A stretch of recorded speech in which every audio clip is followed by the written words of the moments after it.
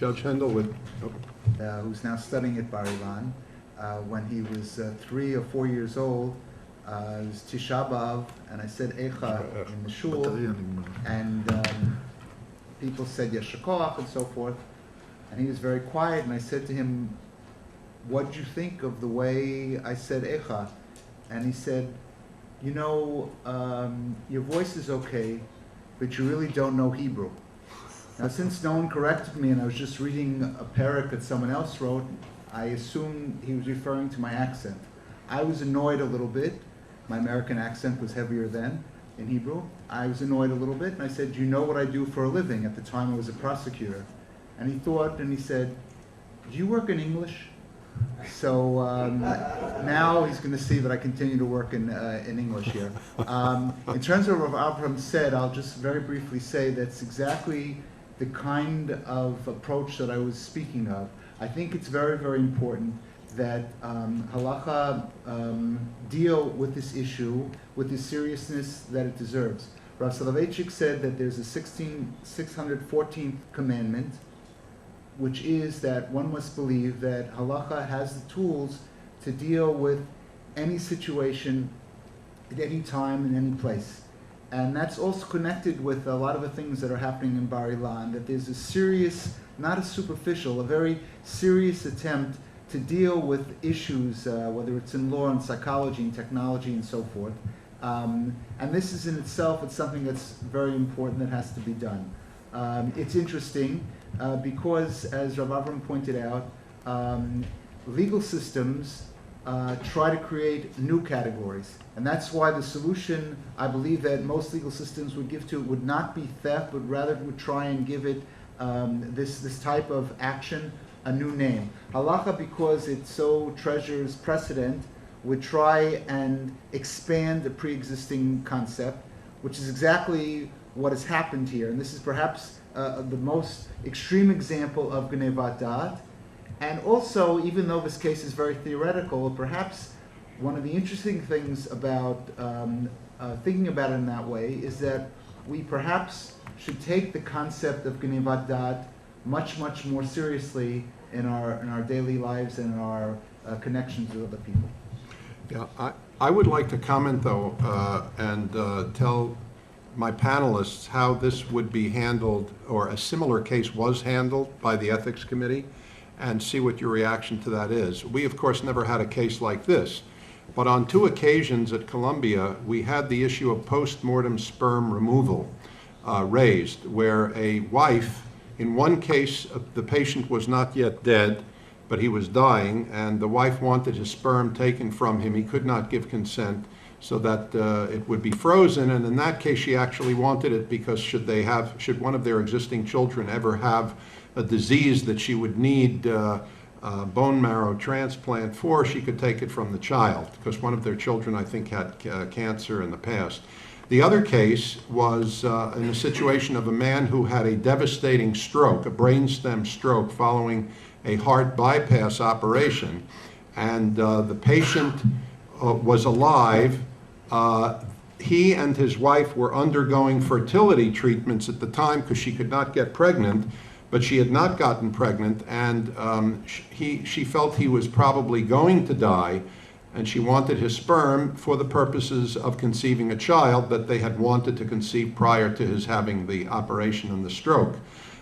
It was very dramatic, actually. We went into his room and we tried to communicate with him through his blinking his eyes. He had a brainstem stroke, a locked-in syndrome, and we went in with 2 lawyers to see if we could obtain his consent to this question, and the man actually died as we approached him. It was if it were on television, you would turn the channel and say, this is too corny.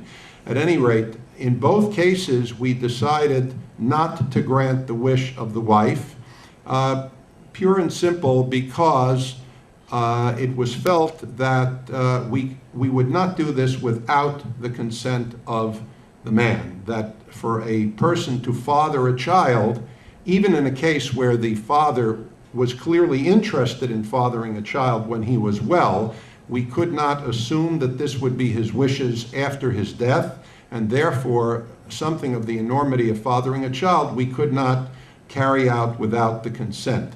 of the father. And the only way in which our assisted reproductive technology people at Columbia would do it is if they actually had some written testimony prior that the patient would say, in case of my death, I give permission for my sperm to be removed for the purposes of fertility. I'd like to know the thoughts of my panelists on that.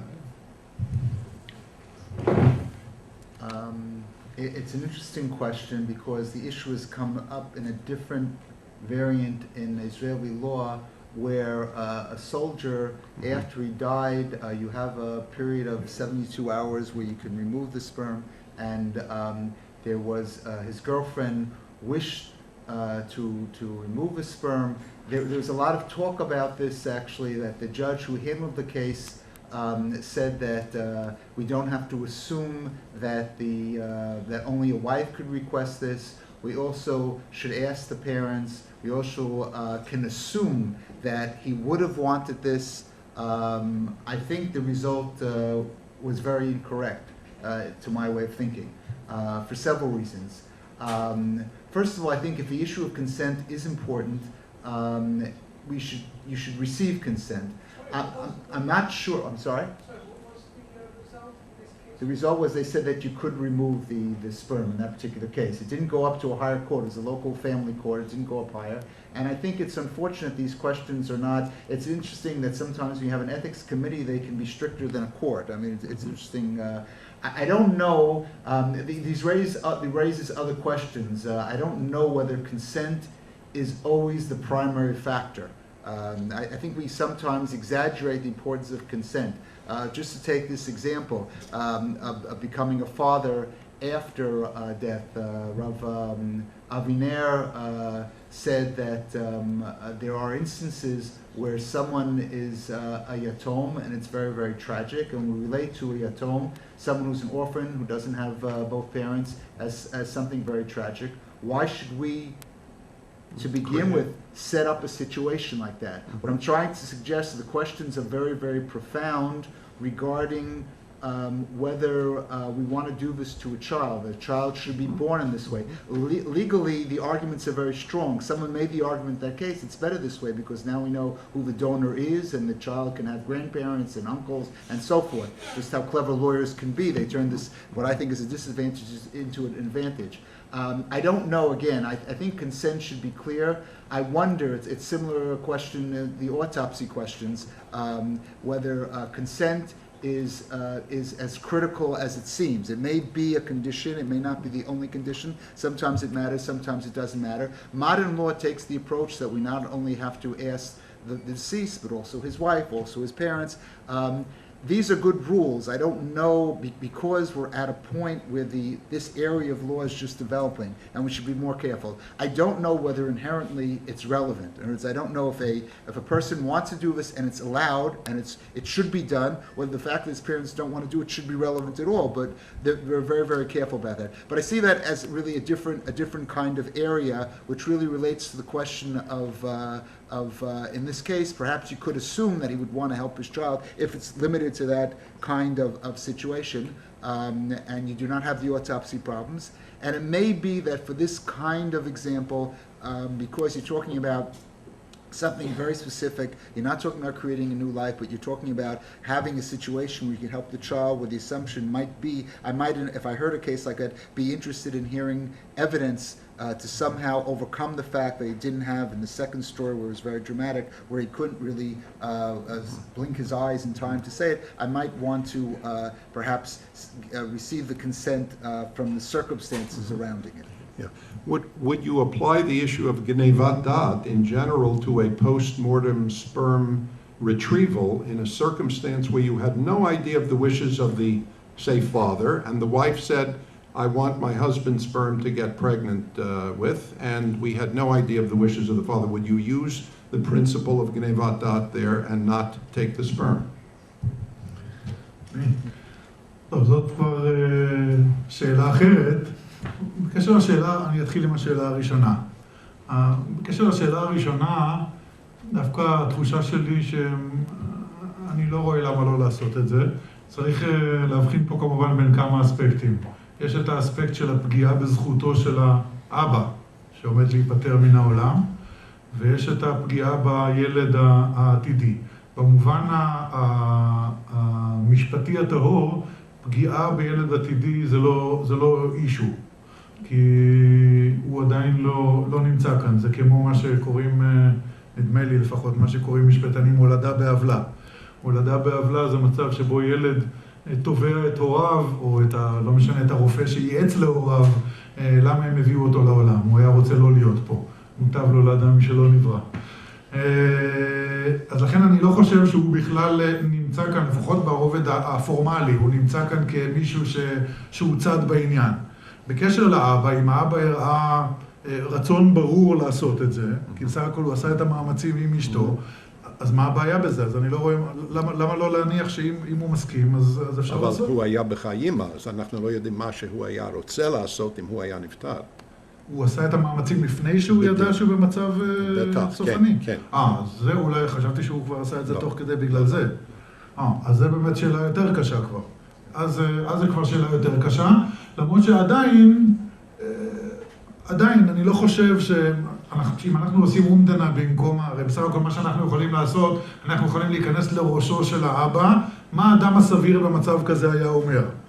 ואני חושב שהאדם הסביר במצב כזה כן היה רוצה לשתף פעולה עם אשתו, אבל פה באמת זו שאלה יותר של פשוט לבדוק ולראות. אני לא חושב שזאת קטגוריה חדה, הלכתית או משפטית חדה. צריך לראות, אם האדם הסביר היה מעוניין בדבר כזה, אני לא רואה שום מניעה לעשות את זה. בקשר למושג של גניבת דעת, הוא כמובן נגזר מן העניין הזה. ברגע שאנחנו מגיעים למסקנה שאי אפשר לעשות את זה, אז זה הופך להיות גניבת דעת. אבל זה לא מתחיל מהגניבת דעת. אנחנו מתחילים מהשאלה, כי אנחנו צריכים להראות שבאמת הבן אדם לא רוצה לתת את הדעת הזאת. ואז זה נקרא שגנבת ממנו. אחרת, אם הוא מוכן לתת את הדעת הזאת, אז לקח את הדעת ברשות. אז It would appear that the absence of an opinion by the father in all these cases is equivalent to a negative opinion. That's also an assumption that we don't have any basis to make. Why should we assume negative? Why should we assume positive? Assume there's no ta'ana at all to the father. Then the only ta'ana that's before us is the mother's. Well, if I have to justify the ethics committee, I will.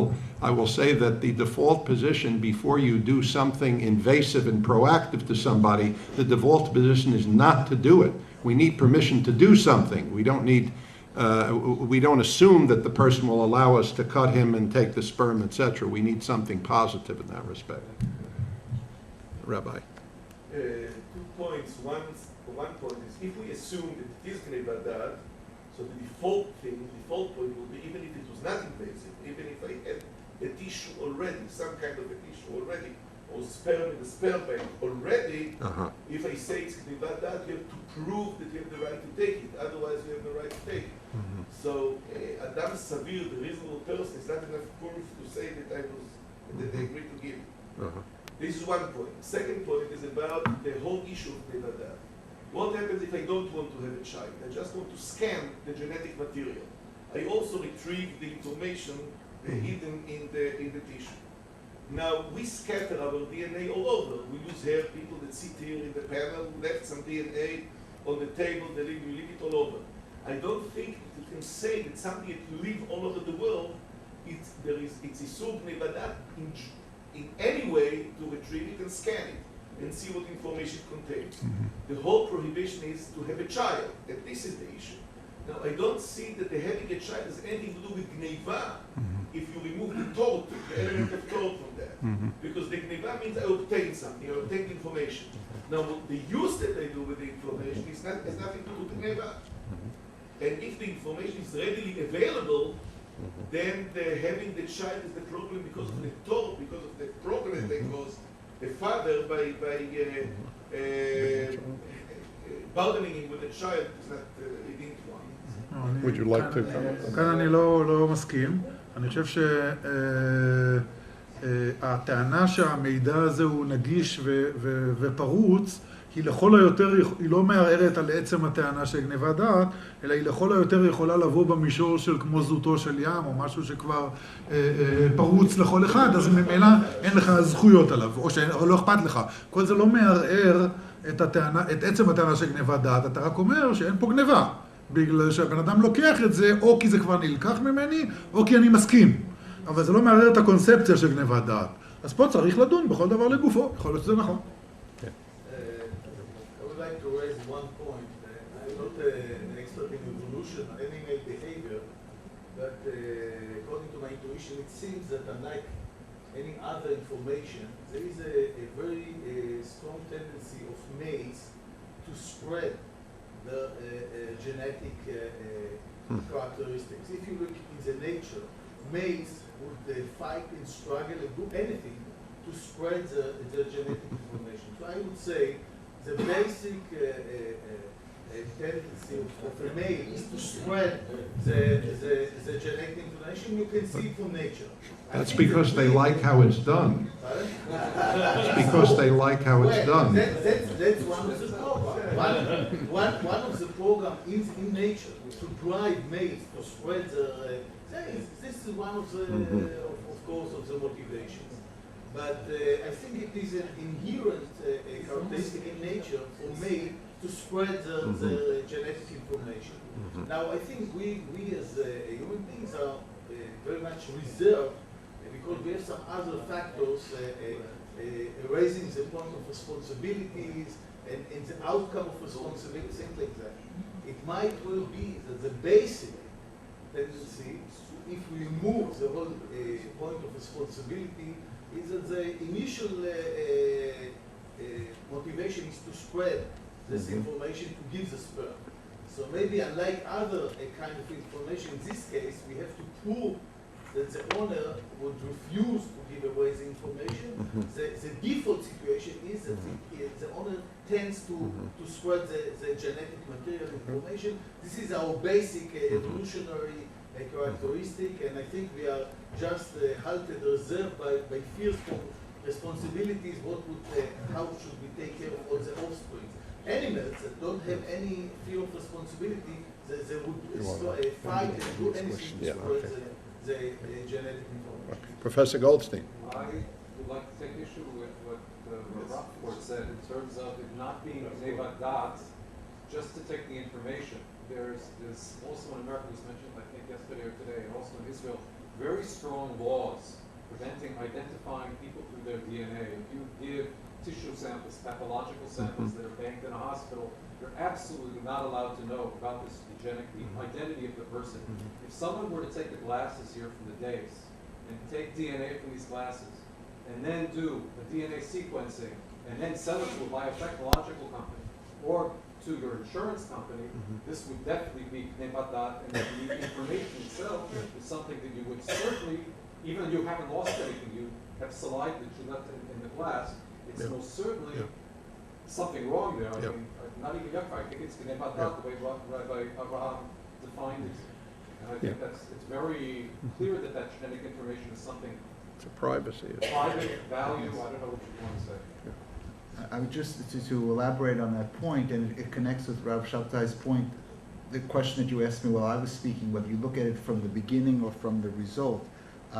In Bava Batras, or the Meiri talks about the fact that it talks about Hezek Riya, and he gives of a damage of seeing something. So he talks about the fact that the walls are not very strong and you can hear things. He calls it Hezek Shmiya, that there's a damage because you're hearing something. I brought this actually in a wiretapping case. And it seems to me that if we talk about a situation where some information is very easy to receive, assuming an example that I have super hearing and I can hear everything that everyone says, or I can see into a building, or you think of recently about Motovo Alecha Yaakov, that the openings of the tents didn't face each other.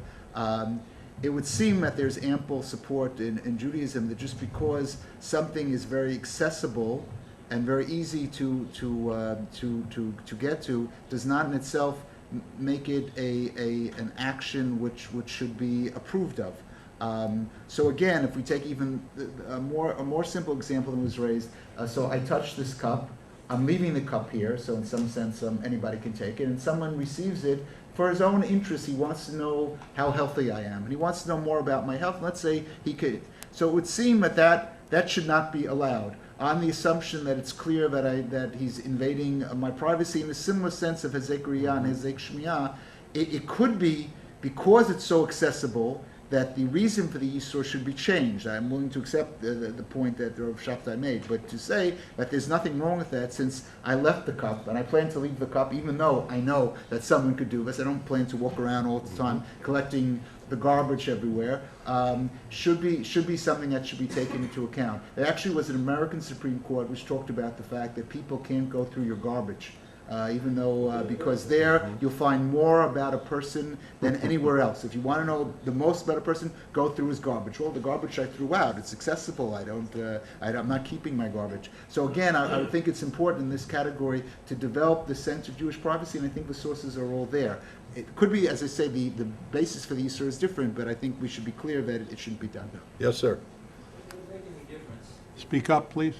Would it make any difference if the grandfather in this case, instead of being a charismatic Hasidic Rebbe, was a mass murderer? Remember the story of the boys from Brazil where they took Hitler's sperm, whatever, and they made a whole bunch of clones from him. Would the decision go differently if there was negative long-term evolutionary implications rather than positive? Well, which decision are you referring to? You said, would the decision go differently? Well, whether or not it would be allowed for this mole to take the orla for his own purpose. Oh, I think what you heard was that if the woman wanted to carry the pregnancy to term, she has a right to do so. I think that's my understanding. We would not force her. And if he were a mass murderer and she wanted to have the child, I'm not sure that would change, although I'll let the panelists discuss that. And the issue of the stealing, still it becomes, I don't see that act changing, the illegality of it changing because of the nature of who the person was. But I invite the panelists to comment on that. Would that make any difference at all? There is an example in the Gemara, I forget about who it said, is it about Chizkiyahu? I don't recall, where they said that he didn't have children precisely because of the fact that he knew that his children... Yeah, I think you have to talk in the I'm mic. sorry, where somebody did not have children because he knew through divine awareness that the children would be evil, and that wasn't his consideration to take. It's a broader question whether Chizkiyahu, yes, as I said, Chizkiyahu, that wasn't recognized. So I don't know whether it would change the question really. We believe in free will and that the Rasha can give birth to a tzaddik and the tzaddik can give birth to a Rasha, and unfortunately there are enough examples of both.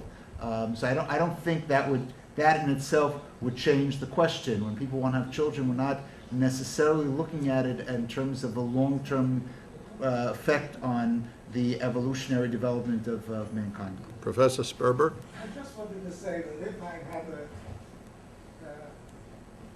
an appendicitis and they operated on me, and then the doctor took away the bits that they took out of me and gave it to his daughter, and then a few years later I was told I was responsible for some child, I would be absolutely shocked.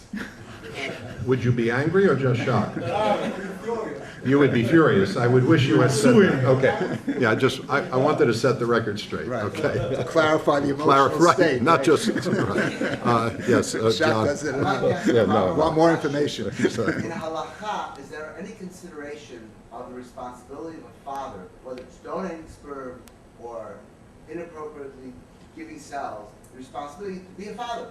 Is it willy-nilly that you could just say, okay, I'm just going to donate sperm and not care about responsibilities of raising this child?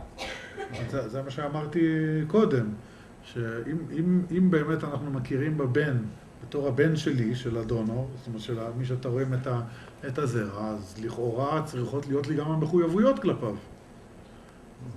זאת השאלה בדיוק. או שלא, או שהוא לא הבן שלי, זה דעת מיעוט נדמה לי בין הפוסקים, ואז אין מחויבויות, אבל זה מתחיל בשאלה אם הוא הבן שלי, אין לנתק את השאלות האלה. What is your conclusion? There is no conclusion. Not for me. In most of the secular cases, the conclusion is that it is the father, and if we assume it's the father, then the son would have to respect the father, and the father would have to do his obligations. It's also, it would seem to me that we would prefer a situation where a child is not fatherless.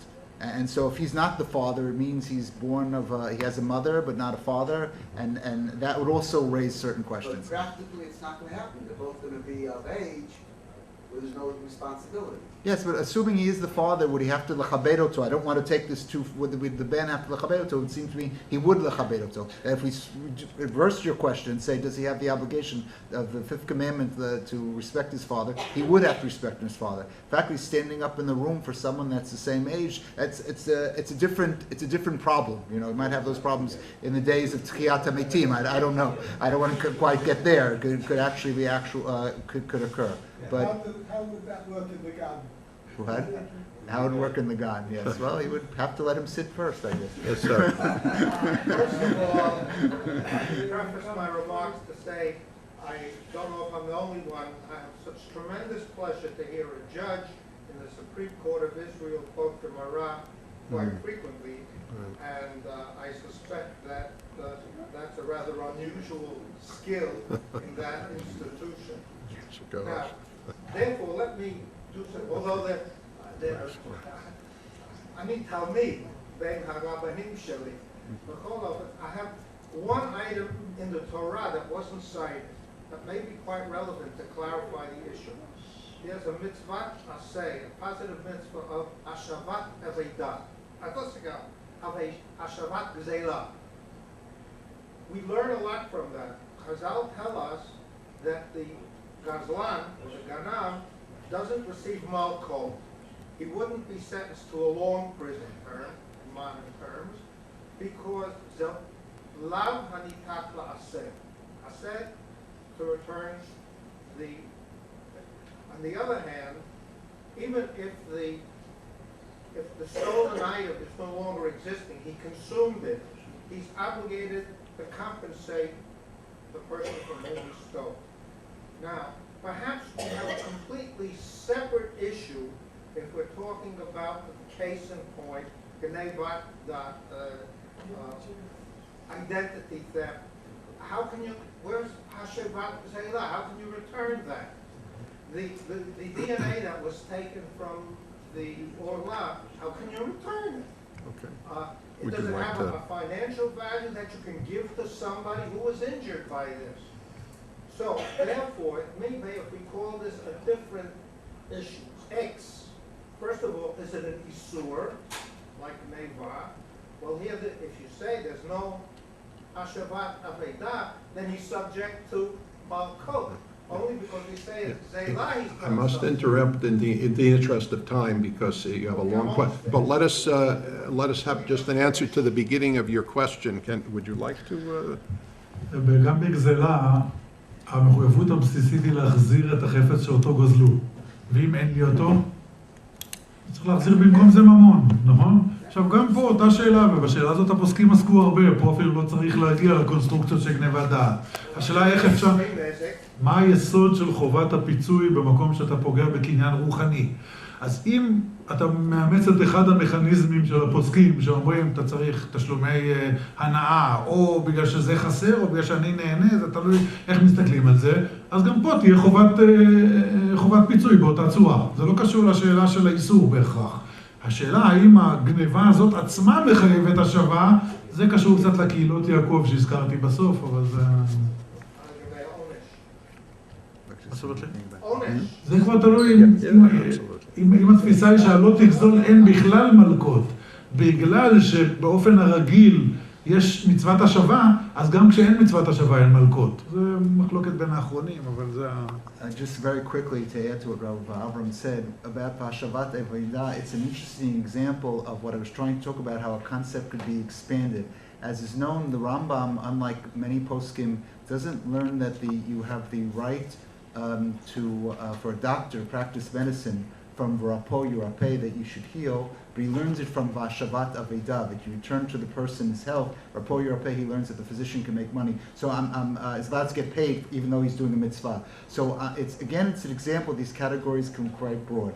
About the question of punishment, since I was asked about that, I'll just say this very quickly. It's one of the interesting issues, but I'll just say this, that there's a letter in Rav Herzog's book where he talks about a conversation he had with Rav Chaim Ozer, where Rav Herzog was trying to bring about the result that Israeli law would be according to Jewish law. And that would raise many questions. And Rav Chaim Ozer said that it's true that if the thief returns the property, then he just doesn't really have any punishment. And he said that if we're going to create a state where it's so easy, once the thief is caught, he says, 1 second, I want to return the property, and then I'll go to punishment. He said, then perhaps we have to think of new punishments in light of that reality. So I just mentioned that when we're talking about punishments, in a modern state where certain crimes are very common, even from a halakhic point of view, the question is more complicated than it might seem at first instance.